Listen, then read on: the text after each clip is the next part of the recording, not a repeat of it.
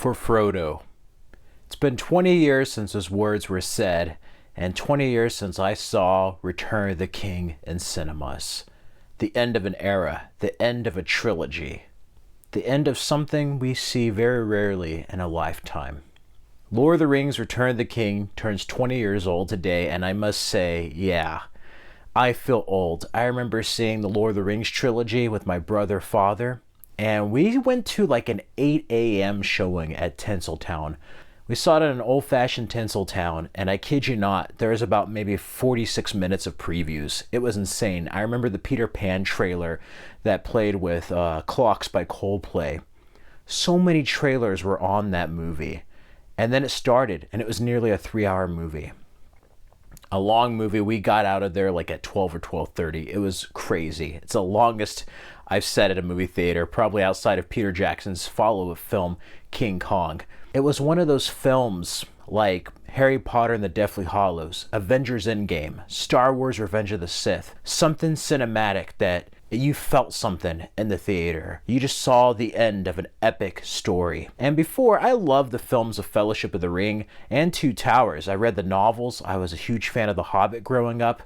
And to say the least, Fellowship of the Ring, I think, is probably aged the best out of the three. And at the time, I was like, this is kind of slow. It's long. I'm not used to this type of film. The next year, Two Towers came out and was action-packed. And I wanted to see Shalab's lair, you know? We didn't get that, but we get that at the beginning of this film, and it's nice seeing where they leave off. Certain things that they omitted from the book I was upset about that they luckily rectified in the extended edition, such as Gandalf's rematch with Saruman. I love that with Christopher Lee. Seeing the mouth of Sauron, played by Bruce Spence. And who could forget Gandalf's encounter with the Witch King? Ooh, some great moments in this film. And yeah, this was the end of a trilogy for my generation. Me personally, there's a lot of people my age, a little bit older and a little bit younger, that equate this to their Star Wars. As I said a couple of months ago, some of that I felt towards the Matrix trilogy. That was like my Star Wars. But this is pretty close to what people probably experienced with the original Star Wars.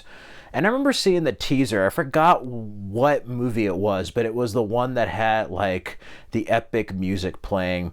And it had like 2001, 2002, 2003 on the release of the Lord of the Rings films. And of course, after Two Towers, we heard a Requiem for a Dream score, like Requiem for a Tower. And we heard that, and it was like an epic movie.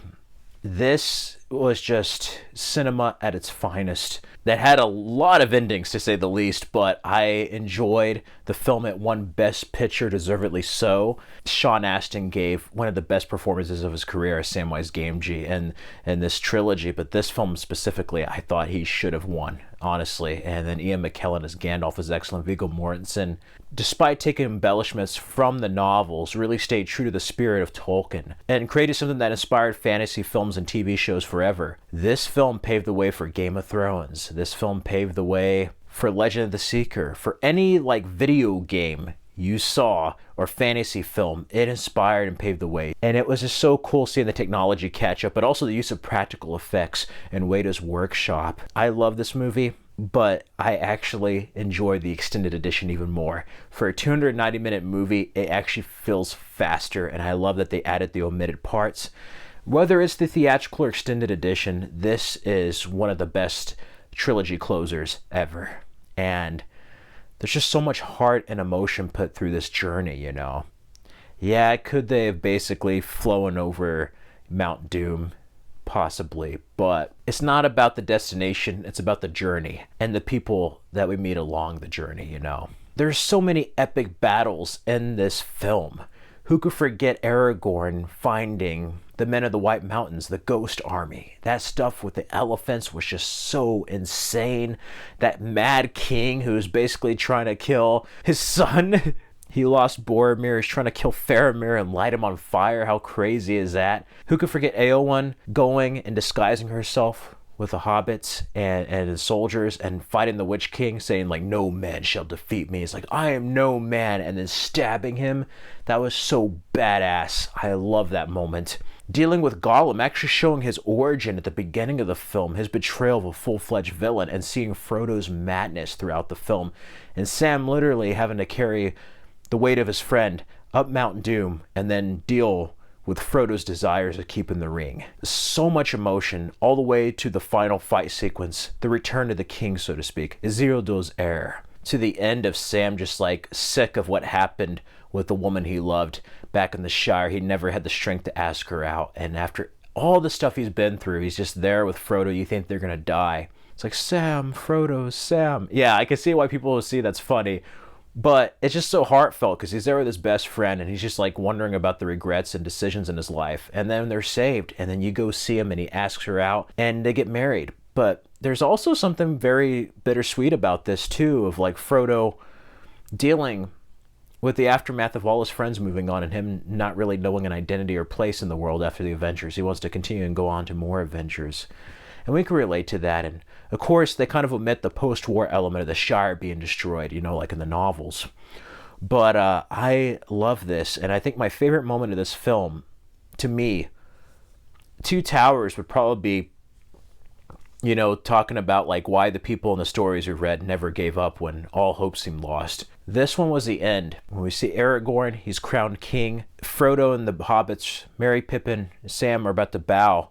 And he says like, no, you bow to no one. And you see everyone else from all the other kingdoms bow down to the hobbits, showing you that even the smallest of people can make the biggest difference in the world. That moment to me just, hits heavy. And I have to say, you know, you had the Hobbit trilogy, you have Rings of Power, but none of the other films really, I think, have stood the test of time the way the Lord of the Rings trilogy have, you know?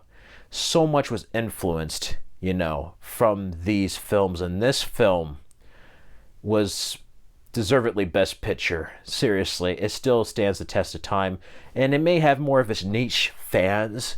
It might not be as widely popular as, say, like an MCU movie or anything, but I like that this is its own thing. You know, even though The Hobbit adds a bunch of other stuff to the universe, I like that the Lord of the Rings trilogy as its own thing still holds up after 20 years. And it kind of has that feeling, for me personally, what I feel like when I watch the original Star Wars trilogy from 77, 80, and 83. That's how I feel like with Lord of the Rings, you know, those three films. They struck while the iron was hot, told a story. It was self-contained. It had a beginning, middle, and an end, and that was it. And I know they're going to try to franchise more out of it, and you can explore different eras. You know, they're no stranger to multimedia. I remember the Lord of the Rings games. Remember the first game had nothing really to do with the movies, and then Two Towers from EA Games has something to do with the movie? Return of the King was hard. My nephew and I had to play that till 3 a.m. He helped me with the Gollum fight at the end. That game was so, like, head-scratching, hair-pulling hard. But it was worth it at the end, because then you got cheats for, like, invincibility, infinite, like, arrows and magic bars. Like, you got the cheats so you could, like, be indestructible. And that's when the game became fun. I kind of regret selling it because I played it all the time. Kind of got tired of it. I wish I kept it, but I remember that. And of course, if you really want to go back to the true essence of Lord of the Rings, go back to Tolkien's original works with the novels. That's the best way to experience it. But this was a wonderful adaptation of Lord of the Rings. And yeah, they did make different decisions than some of the stuff in the books, but at least somebody took the material seriously, and it was done in a way that wasn't like low quality, so to speak. It was done with a level of sophistication. And this is what movie magic is all about. And I love what Peter Jackson did after this with King Kong 2005 remake, the Lovely Bones. I'm not too keen on the Hobbit movies, but that's more of like the stuff that was shown in flashbacks and how they correlate to the Hobbit movies, and also like CGI and other things. I'm like, did they need to turn a children's book into three-hour movies? No, it was just unnecessary. That could have been one concise 3-hour movie. And I actually think they probably should have made The Hobbit right after Return of the King, or at least like 4 to 5 years after, you know, instead of like almost a decade. That was just too long. I like The Lord of the Rings for what it is, and you know, you can't replicate this. This is like lightning in a bottle. Like, if you try to remake it or make sequels, you're missing the whole point of what made it special, you know? And I love how they shot this in New Zealand to give it that epic scope. And it's funny how it made it into pop culture as well. There's only one return, and it ain't the king, it's of the Jedi. You gotta love Randall's rant with the Lord of the Rings fans and Clerks too. That scene to me is hilarious, and I love both Star Wars and Lord of the Rings. And you just gotta appreciate like how it should have ended and how like something so popular and beloved has made it into our own pop culture, you know, with fantasy. Anyway, those are just my brief reflections on Return of the King for its 20th anniversary. It was great getting the DVDs. I miss the old DVD covers. Then there's extended editions. I got the first Blu-ray one, the one with the green tint. They have 4K ones now. But overall, if you've never seen the Lord of the Rings trilogy, watch it, and then especially watch the extended editions. They go by fast if you're in the mood for them. Seriously. I may rewatch the last portion, Disc 2, and just watch the final battle in Return of the King. Let me know your thoughts and memories of Return of the King. Did you see it when it first came out? Were you born after? Did you see it on home video, whether it be DVD, Blu-ray, or did you see it on streaming? Have you read the books? Let me know down in the comments below. In the meantime, you can check out these other videos for more content. May everyone stay safe and healthy, and have a Merry, Merry Christmas.